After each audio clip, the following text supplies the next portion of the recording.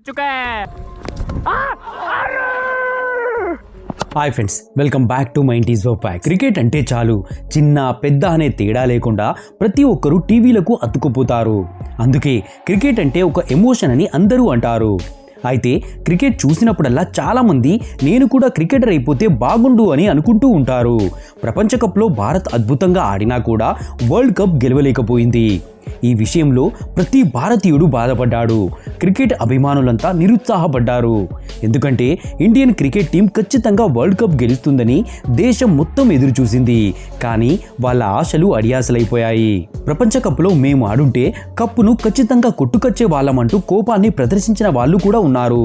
అయితే భారత్ తరపున ఆడాలని చాలా మంది కోరుకుంటారు. కానీ క్రికెట్ని కెరీర్గా ఎంచుకోవడం అంటే ఏంటో కూడా చాలా మందికి తెలియదు.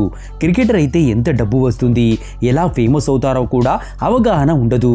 ఎందుకంటే ధోని దగ్గర నుండి విరాట్ కోహ్లీ వరకు ఎంతమంది అయితే క్రికెటర్లు ఉంటారో వాళ్ళందరి చరిస్మా టాప్ ప్లేస్లో ఉంటుంది. వాళ్ళ సంపాదన కూడా అదే రేంజ్లో ఉంటుంది. అసలు ఇదంతా ఎలా జరుగుతుంది, 18 సంవత్సరాల తర్వాత క్రికెటర్ ఎలా అవ్వాలి, ఇలాంటి ఎన్నో విషయాల గురించి ఈ వీడియోలో తెలుసుకుందాం. వీడియో ఎండ్ వరకు చూడండి. ఎందుకంటే ఇది మీ జీవితాన్ని లేదా మీ పిల్లల జీవితాన్ని మార్చే ఒక అద్భుతమైన వీడియో అవ్వచ్చు. ఎవరైనా సరే మంచి క్రికెటర్ కావాలి అనుకుంటే ముందుగా క్రికెట్ ఎలా ఆడాలో తెలుసుకోవాలి. ఒక ప్రొఫెషనల్ ఎలా ఆడుతారో అలా క్రికెట్ ఆడడం నేర్చుకోవాలి. క్రికెట్ నేర్చుకోవాలన్న తపన, క్రికెట్ అంటే ఇష్టం, కళ, కసి మీలో ఉండాలి. టాలెంట్ లేకపోయినా కూడా కష్టపడి క్రికెట్ నేర్చుకోవచ్చు. మొదట్లో కష్టంగా అనిపిస్తుంది, అయినా కానీ ఎక్కడ గివ్ అప్ ఇవ్వకుండా నేర్చుకోవాలి. ఇకపోతే క్రికెటర్ కావడానికి ఏజ్ లిమిట్ అనేది లేదు. కానీ 18 సంవత్సరాల కంటే తక్కువ వయసు ఉన్న వాళ్ళైతే మంచి క్రికెట్ అకాడమీలో చేరితే మంచిది. క్రికెట్ని కెరీర్గా ఎంచుకోవాలంటే ముందుగా చిన్నప్పటి నుంచే గల్లీ క్రికెట్ ఆడడం ఎలాగో తెలుసుకోవాలి. మీ పిల్లాడి వయసు 5-6 ఏళ్ల నుంచి 10 ఏళ్ల మధ్య ఉంటే గనక మంచి క్రికెట్ అకాడమీలో చేర్పించడం మంచిది. చిన్న వయసులోనే అకాడమీలో చేరి క్రికెట్ ఆడడం స్టార్ట్ చేస్తే మాత్రం ఆ పిల్లాడికి మేజర్ అయ్యేసరికి మంచి ప్రాక్టీస్ ఉంటుంది. చిన్నప్పటి నుండి ప్రాక్టీస్ చేయిస్తేనే టోర్నమెంట్స్కి వెళ్ళడం ఈజీ అవుతుంది. అలా టోర్నమెంట్లో పార్టిసిపేట్ చేస్తూ కొత్త కొత్త పాయింట్స్ని తెలుసుకునే అవకాశం ఉంటుంది. ఇవన్నీ కలగలిపి 20 ఏళ్ళు వచ్చేసరికి మంచి క్రికెటర్గా మారే అవకాశం ఉంటుంది. మంచి క్రికెటర్గా ఎదగాలంటే కొన్ని ప్రత్యేక అంశాలపై శ్రద్ధ పెట్టాలి. బెస్ట్ క్రికెటర్గా కావాలంటే మంచి గైడెన్స్ అవసరమని తెలుసుకోవాలి. అలాంటి మంచి మార్గదర్శకత్వాన్ని కోచ్ దగ్గర నుంచి కానీ మంచి అకాడమీలో చేరి కానీ పొందొచ్చు. ఎంత టాలెంట్ ఉన్నా మంచి గైడెన్స్ ఇచ్చేవాళ్ళు లేకపోతే ఆ టాలెంట్ వేస్ట్ అయిపోతుంది. ఇకపోతే క్రికెటర్గా మారాలంటే ఆర్థిక పరిస్థితి కూడా బాగుండాలి. కానీ చాలా మంది దగ్గర క్రికెటర్ కావాలన్న కళ ఉంటుంది, కానీ డబ్బు ఉండదు. ఆ సమయంలో మీ క్రికెట్కి అవసరమయ్యే ట్రైనింగ్ కోసం, క్రికెట్ ఆడడానికి కావాల్సిన సామాగ్రి మొదలైన వాటిని కొనేందుకు ఎవరైనా మంచి స్పాన్సర్ని వెతుక్కొని వాళ్ళ సాయంతో మీరు ట్రైనింగ్ తీసుకోవచ్చు. క్రికెటర్గా మారడానికి ఎలాంటి ఎడ్యుకేషన్ అవసరం లేదు. కాకపోతే మీకు కొంత బేసిక్ తెలుసుంటే మంచిది. అంటే చదవడం, రాయడం, చెప్పగలగడం, అర్థం చేసుకోవడం లాంటివి. దీని ద్వారా మీరు మీ క్యారెక్టర్ని బిల్డ్ చేసుకునే అవకాశం ఉంటుంది. అలాగే మినిమం నాలెడ్జ్గా ఇంగ్లీష్ చదవడం, రాయడం, మాట్లాడడం చాలా ఇంపార్టెంట్. ఎందుకంటే మీరు మంచి క్రికెటర్ అయినప్పుడు ఇంటర్వ్యూస్ అన్నీ కూడా ఇంగ్లీష్లోనే ఇవ్వాల్సి ఉంటుంది. క్రికెట్ అంటే ఇలా బ్యాట్ పట్టుకొని బాల్ కొట్టినంత ఈజీ కాదు. మంచి ప్రొఫెషనల్గా ఎదగాలంటే ప్రతిరోజు ప్రాక్టీస్ అవసరం. అందులోనూ ముఖ్యమైనది మీ ఓపికను పెట్టుబడిగా పెట్టి ప్రాక్టీస్ చేయాలి. మీరు స్టార్టింగ్లో సెలెక్ట్ కాకపోవచ్చు, కానీ ఓపికగా ఉంటూ ప్రాక్టీస్ చేస్తే మాత్రం భవిష్యత్తులో ఖచ్చితంగా అవకాశం లభిస్తుంది. అలాగే ఇవన్నీ ఒక ఎత్తు అయితే మీ ఫిట్నెస్ మీద శ్రద్ధ పెట్టడం మరో ఎత్తు. కాబట్టి మీ హెల్త్ విషయంలో ఎప్పుడూ జాగ్రత్తగా ఉండాలి. మీ బాడీని, హెల్త్ని ఫిట్గా ఉంచుకోవాలి. అప్పుడే మీ గెలుపు ఈజీ అయిపోతుంది. అలా ఫిట్గా ఉంటే ఇండియన్ క్రికెట్ టీంలో మీరు త్వరగా సెలెక్ట్ అయ్యే ఛాన్సెస్ ఎక్కువగా ఉంటాయి. కాబట్టి మీ ఫుడ్ హ్యాబిట్స్ విషయంలో మీరు స్పెషల్ కేర్ తీసుకోవాలి. అన్హెల్తీ ఫుడ్స్ని, అలాగే వెయిట్ గెయిన్ అయ్యే ఫుడ్ని అస్సలు తీసుకోకూడదు. ఎందుకంటే లావుగా ఉండే ప్లేయర్స్ ఫిట్గా ఉండరనే కారణంతో ఎవ్వరూ మిమ్మల్ని టీంలోకి తీసుకోరు.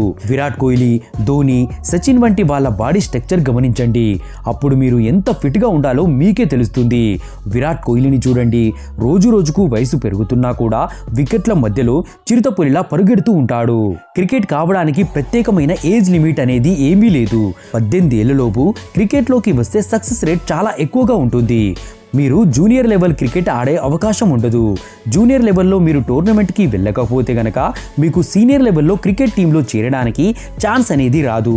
కాబట్టి 5-6 ఏళ్ల వయసు నుంచే మీ పిల్లల్ని చిన్నగా క్రికెట్ ఆడడం స్టార్ట్ చేయిస్తే చాలా మంచిది.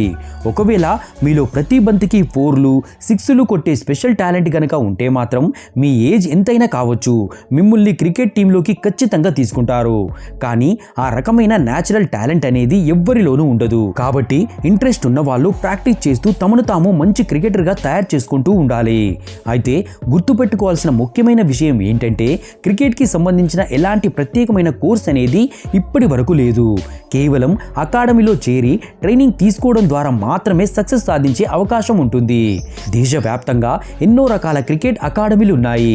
వాటిల్లో శిక్షణ తీసుకుంటే భారత క్రికెట్ జట్టులోకి ఎంపికయ్యే అవకాశాలు చాలా ఎక్కువగా ఉంటాయి. అంటే ఒక దారి అనేది దొరుకుతుంది. అలాగే అకాడమీతో పాటు అందులో ట్రైనింగ్ ఇచ్చే కోచ్ ఎవరో కూడా ఖచ్చితంగా తెలుసుకోవాలి. ఎందుకంటే కోచ్ మాత్రమే మంచి ఆటగాడిని తయారు చేయగలడు. మంచి కోచ్ ఉన్న అకాడమీలో చేరితే మీ టాలెంట్ని ఆయన పదును పెట్టి మిమ్మల్ని మంచి క్రికెటర్గా తయారు చేస్తాడు. సరే, ఇంత కోచింగ్ తీసుకుంటున్నాం, మరి జాతీయ జట్టులోకి ఎలా ప్రవేశించాలనే ప్రశ్న చాలా మందిలో ఉంటుంది. అయితే దానికోసం ఎన్నో స్టేజెస్ దాటాల్సి ఉంటుంది. ముందుగా క్రికెట్ అకాడమీ స్టూడెంట్స్ హైదరాబాద్ ఇంకా జిల్లా క్రికెట్ అసోసియేషన్కు చెందిన క్రికెట్ క్లబ్ల ద్వారా దేశవాళీ క్రికెట్ జట్టులో ఆడే అవకాశం వస్తుంది. ఇక్కడి నుండి క్రికెటర్గా అసలైన ప్రయాణం స్టార్ట్ అవుతుంది. మీరు ప్రదర్శించే ఆట తీరును బట్టి ముందుగా ఈ క్లబ్ల ద్వారా అండర్-15 టీంకి సెలెక్ట్ అవుతారు. ఒకవేళ ఈ టీంకి సెలెక్ట్ కాకపోతే గనక అండర్-16, అండర్-17, అండర్-18 టీమ్స్లో ఆడే ఛాన్స్ వస్తుంది. అలా ఆడుతూ వెళ్ళగా అండర్-19, ఆ తర్వాత రంజీ ట్రోఫీకి ఆడే అవకాశం వస్తుంది. ఆ తర్వాత ఐపీఎల్కి ఆడే అవకాశం కూడా లభించవచ్చు. ఇక్కడ మీరు మీ ఆట తీరుతో రాణిస్తే మాత్రం అప్పుడు నేషనల్ క్రికెట్ టీంకి మీరు సెలెక్ట్ అయ్యే ఛాన్సెస్ ఎక్కువగా ఉంటాయి. అయితే ప్రతి జట్టులో ఎంపిక కావడం అనేది అంత ఈజీ కాదు. ఎందుకంటే మీరు ఏ టీం నుంచి ఏ టోర్నమెంట్లో పార్టిసిపేట్ చేసినా కూడా అక్కడ ప్రతి చోట మీ ఆట తీరుతో మిమ్మల్ని మీరు ప్రూవ్ చేసుకుంటూనే ఉండాలి. పొరపాటున ఒక్క లెవెల్లోనైనా మీరు సెలెక్ట్ కాలేదంటే నేషనల్ టీం వరకు వెళ్ళడం సాధ్యం కాదని చెప్పాలి. ఇక మీరు స్టేట్ లెవెల్ క్రికెట్ టీంకి ఆడడం స్టార్ట్ చేస్తే ప్రతి మ్యాచ్కి మీరు మంచి మొత్తాన్ని అందుకుంటారు. ఒకవేళ నేషనల్ లెవెల్లో మీరు ఆడారంటే మాత్రం మంచి సాలరీ ఉన్న గవర్నమెంట్ జాబ్ కూడా వస్తుంది. జాబ్ చేస్తూనే మీరు క్రికెట్ ట్రైనింగ్ కూడా తీసుకోవచ్చు. ఇక మీరు ఇంటర్నేషనల్ లెవెల్లో ఇండియన్ క్రికెట్ టీం తరపున ఆడారంటే మాత్రం ప్రతి మ్యాచ్కి లక్షల్లో కోట్లలో డబ్బు వస్తుంది. చూసారా, క్రికెటర్ కావాలంటే ఎలాంటి క్వాలిఫికేషన్ ఉండాలో అర్థమైందనుకుంటా.